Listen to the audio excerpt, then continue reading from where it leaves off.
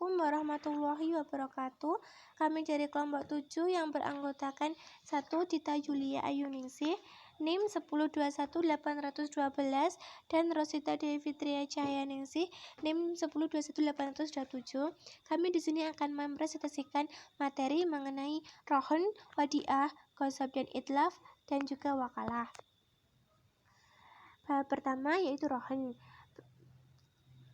Bagian 1 yaitu rukun dan syarat. Pada pasal 373 sampai 376 menyatakan rukun akad rohon ini terdiri atas murtahin, rohon, marhun bih atau utang, dan akad. Akad yang dimaksud dalam ayat 1 di atas harus dinyatakan oleh para pihak dengan cara lisan, tulisan, atau isyarat.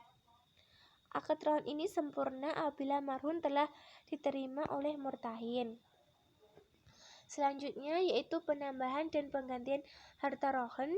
Pada pasal 377 sampai 380 menyatakan segala sesuatu yang termasuk dalam marhun maka turut digadaikan pula. Dan marhun dapat diganti dengan marhun yang lain berdasarkan kesepakatan kedua belah pihak. Juga marhun utang yang dijamin dengan marhun bisa ditambah secara sah dengan jaminan marhun yang sama. Selanjutnya pembatalan akad rohon pada pasal 381 sampai 384 yang menyatakan akad rohon ini dapat dibatalkan apabila marhun belum diterima oleh murtahin. Dan murtahin boleh menahan marhun setelah pembatalan akad sampai marhun bi atau utang yang dijamin oleh marhun itu dibayar secara lunas.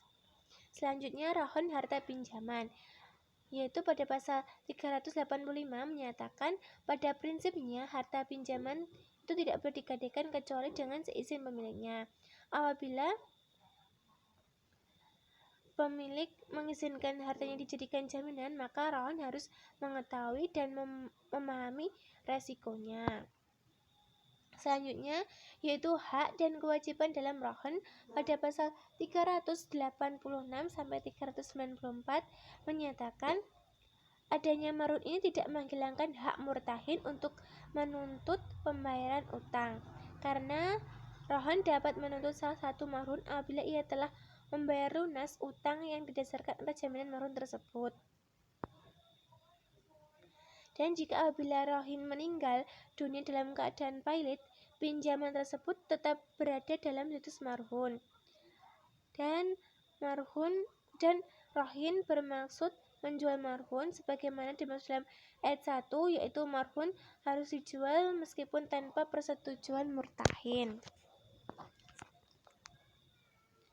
Dan jika apabila rohin meninggal dunia dalam keadaan pailit ini, pinjaman tersebut tetap berada dalam status marhun karena sebagaimana dimaksud pada ayat 1 di atas, tidak boleh dijual tanpa persetujuan rohin. Apabila ahli waris rohin tidak melunasi utang pewaris, maka murtahin dapat menjual marhun untuk melunasi utang pewaris. Dan apabila hasil penjualan marhun tidak cukup untuk melunasi utang rohin, maka berhak menuntut pelunasan utang tersebut kepada ahli warisnya. Selanjutnya hak rohin dan murtahin. Pada pasal 395 sampai 396 menyatakan rohin dan murtahin dapat melakukan kesepakatan untuk meminjamkan marhun kepada pihak ketiga. Kemudian murtahin tidak boleh memanfaatkan marhun tanpa seizin rohin. Selanjutnya penyimpanan marhun. Pada pasal 397 sampai 401 menyatakan penyimpanan harta gadai tidak boleh menyerahkan harta tersebut baik kepada pemberi gadai maupun kepada penerima gadai tanpa izin dari salah satu pihak, di mana pemberi gadai ini bertanggung jawab atas biaya penyimpanan dan pemeliharaan harta gadai kecuali ditentukan lain dalam akad. Selanjutnya yaitu penjualan harta rohon. pada pasal 402 sampai 408 menyatakan apabila telah jatuh tempo, pemberi gade dapat mewakilkan kepada penerima gade atau penyimpan atau juga pihak ketiga untuk menjual harta gadanya, karena apabila pemberi gade tidak diketahui keberadaannya, maka penerima gade boleh mengajukan kepada pengadilan agar pengadilan menetapkan bahwa penerima gade boleh menjual harta gade untuk melunasi utang pemberi gadai. Dan jika apabila harta gade ini rusak karena kelalaiannya, penerima gade harus mengganti harta gadai.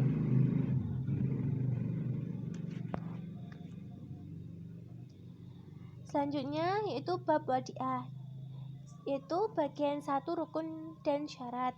Pada pasal 409 sampai 412 menyatakan rukun wadiah ini terdiri atas wadi atau penitip, mustauda atau penerima titipan, objek wadiah atau harta titipan, dan akad. Selanjutnya macam akad wadiah. Pada pasal 413 sampai 414 menyatakan akad wadiah ini terdiri atas akad wadiah amanah dan damanah, di mana akad amanah ini tidak dapat menggunakan objek wadiah kecuali atas izin muadi, sedangkan damanah yaitu tidak dapat menggunakan objek wadiah tanpa seizin muadi.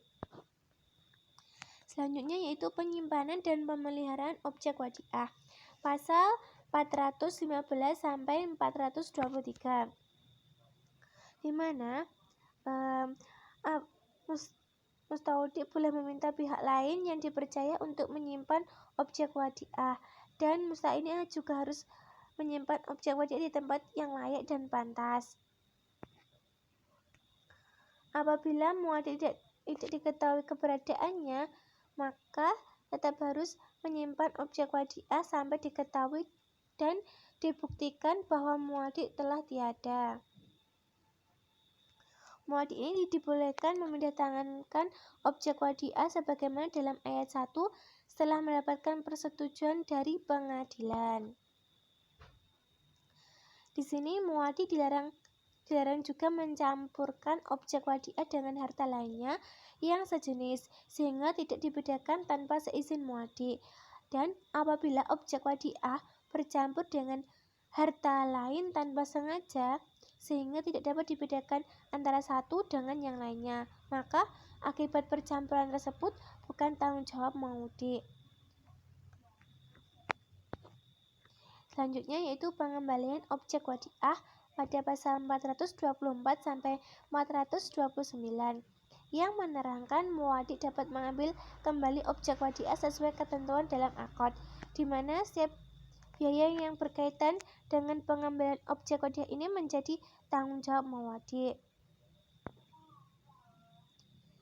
Dan apabila muadi tidak diketahui lagi keberadaannya, muadi harus menyerahkan objek wadiah kepada keluarga muadi setelah mendapat penetapan dari pengadilan.